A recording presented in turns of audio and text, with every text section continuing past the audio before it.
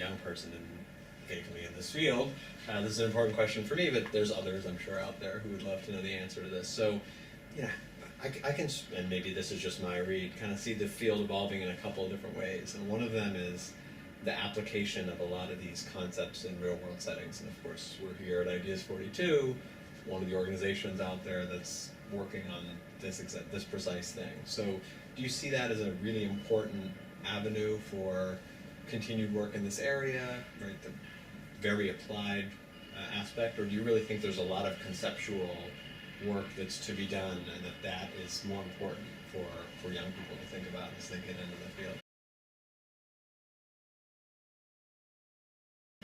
You know, I think the idea of comparative advantage is still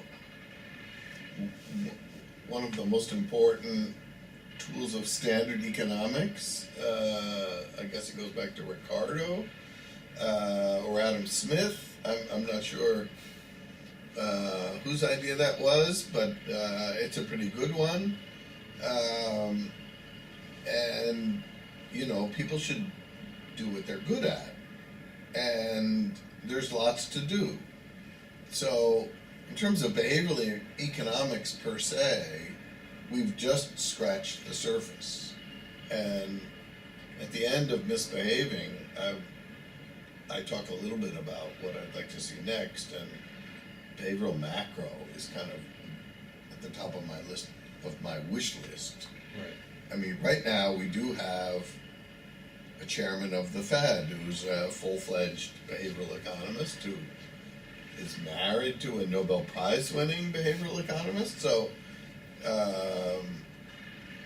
presumably Janet is practicing a bit of behavioral monetary policy behind the scenes, although I don't know that she calls it that. But, you know, I think that field is just getting started.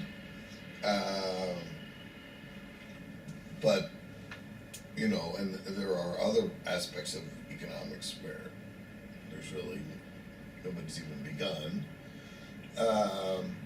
But, you know, in the broader applied world, both in government and private sector, so the kind of things that Ideas 42 does,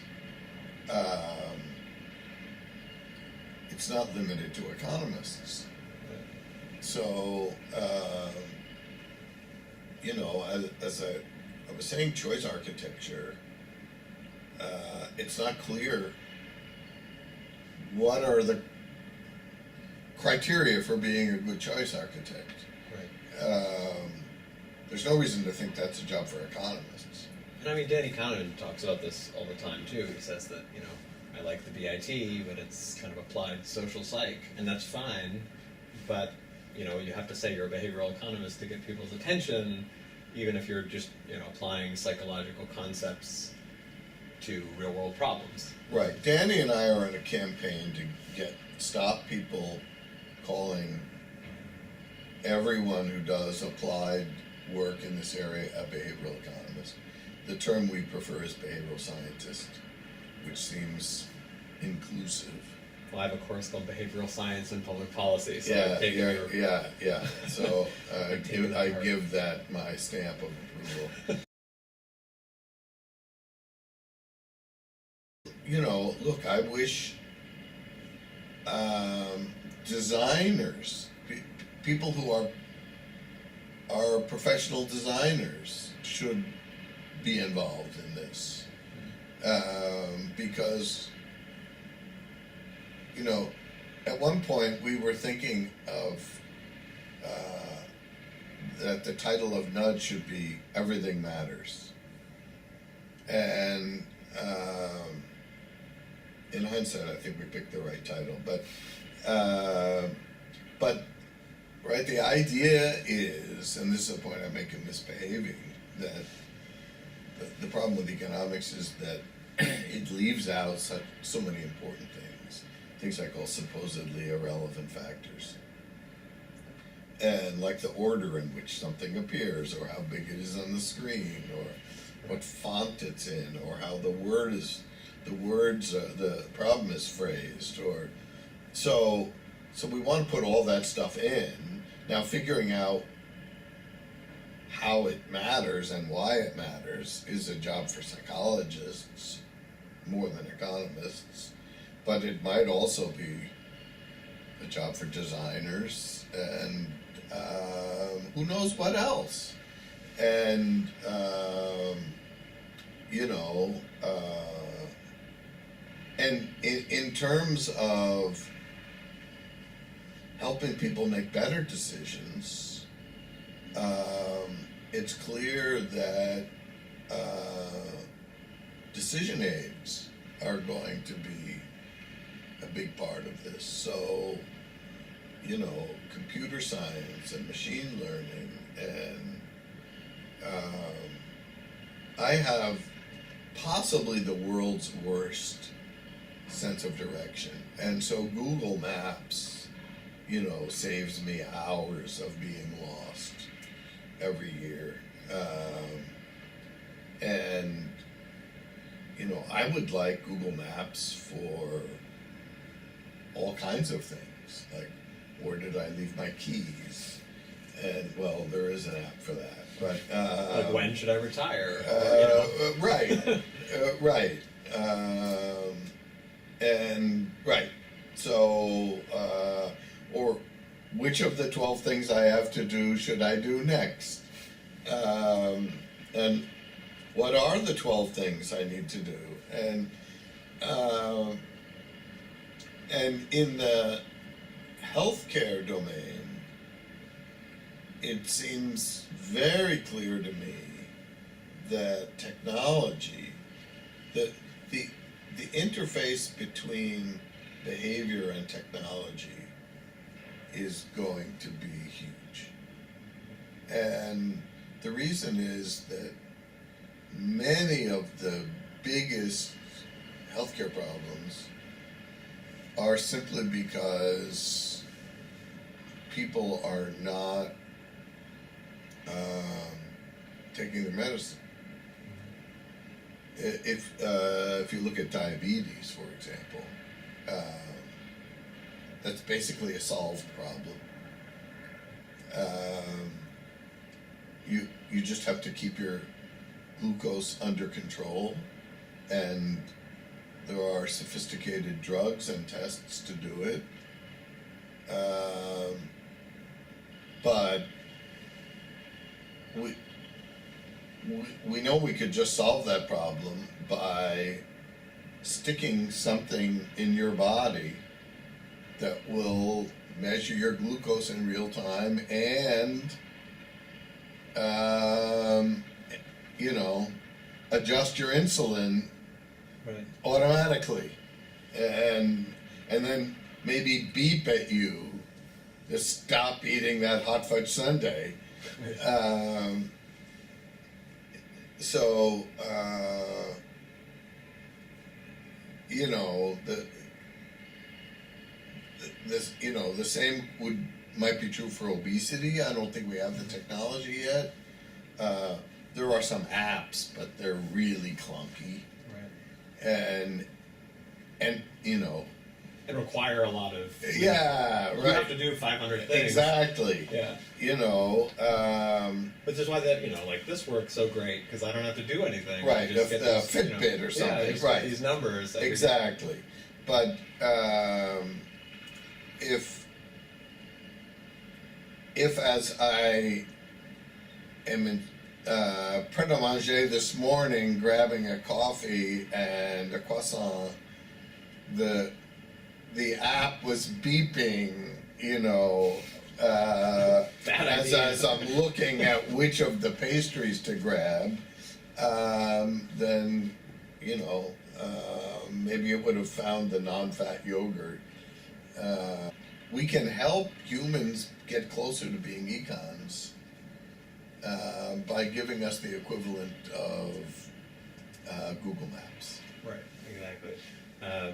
Yeah, and I mean, you know, this reminds me, since you're kind of taking us back a little bit, one of the things I also bump up against a lot, and I'm sure this is people out there, and you probably get this all the time, right? That this behavioral econ thing is this brand new thing that economists have never thought about, but there's actually, and you spell this out a bit in the book, but there's this history. I mean, people don't think about Adam Smith as a behavioral economist, but people who are behavioral economists know a little bit more about some of his work.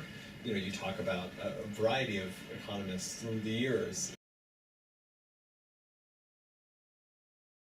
It's Back to the Future or something like that. I mean, I think economics was behavioral until about 1940. Right. The mathematical revolution. The mathematical revolution. And, you know, in some ways, the whole thing is Paul Samuelson's fault.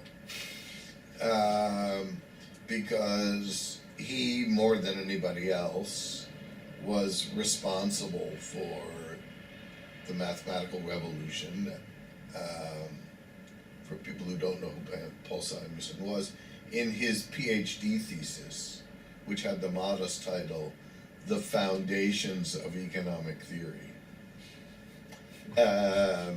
Mine didn't have that title. And fully accurate. Right. Right? Right.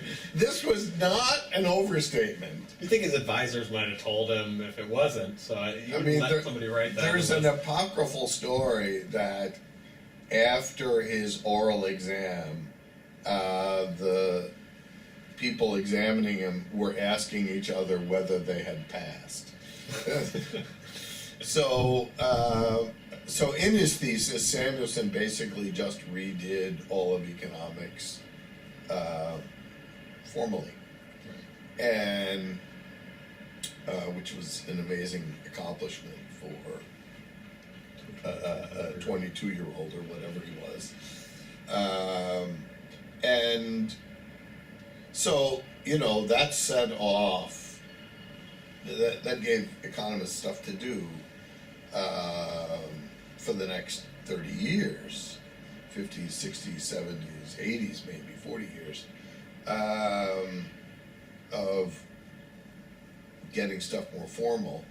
Now, an unintended side effect of that is that a kind of weird norm evolved, which is that if I write down a model of economic behavior, say saving for retirement, and I figure out what the smart thing for people to do is, I get that model published, and then, you know, you being younger and smarter and better trained and everything, you come along and think of a way of agents could be smarter than the guys in my model, then your model is taken to be better than my model. Right. Now, it's not that people have really gotten any smarter, right? I mean, you've just been clever and thought of, well, actually, you know, if people thought really even more deeply about this, so like, say, some of Robert Barrow's work about, okay, well, did you think about the effect on your grandchildren, right, that if they increase my Social Security benefits, my grandchildren, who I care about, will eventually have to pay higher taxes to pay for that. So that's a windfall to me, but a cost to them. So I should increase my inheritance to them so it'll have no effect. Right. It's like the descriptive model versus the sort of the super rational model. And so, you know, I think we kind of let economics get out of control. And, you know, if we go back to what Ross Chetty calls pragmatic economics, it would be, well, what do real people do?